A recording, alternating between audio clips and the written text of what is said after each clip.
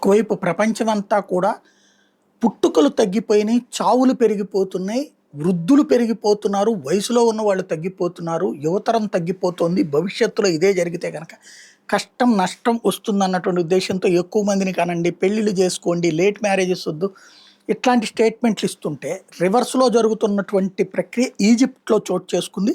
Egypt ప్రభుత్వం 1.5% birth రేట్‌కి మించి ఉండకూడదని ప్రకటించింది అధికారికంగా. అయితే ఈజిప్ట్ అధ్యక్షుడు మాత్రం ఒక్కళ్ళకి మించి ఉండకూడదు అనుకుంటున్నాడు. అంటే ఒక కుటుంబానికి ఒక్కళ్ళే ఉండాలని కోరుకుంటున్నాడు. రీజన్ ఏంటి అంటే నీళ్లు లేవు అక్కడ. భూగర్భ జలాల్ని భారీగా వాడి అక్కడ ప్రజలకు ఇప్పటిదాకా నీళ్ళు ఇచ్చారు. భూగర్భ జలాలు అడుగంటిపోయినాయి. విపరీతమైన నీటి కొరత ఉంది. ఉన్నటువంటి వాళ్ళకి నీటి ఇవ్వలేరు. విదేశాల నుంచి తీసుకురావాలంటేనేమో బోలెడంత ఖర్చు. అది ఏ అరబ్ దేశాలు అయితే సాధ్యం కానీ ఈజిప్టోడికి సాధ్యం కానటువంటి పరిస్థితి. దీంతో రాబోయేటటువంటి రోజులలో ఇక ఈజిప్టు సంఖ్య తగ్గిపోతుందా అన్నటువంటిది తేలాల్సి ఉంది.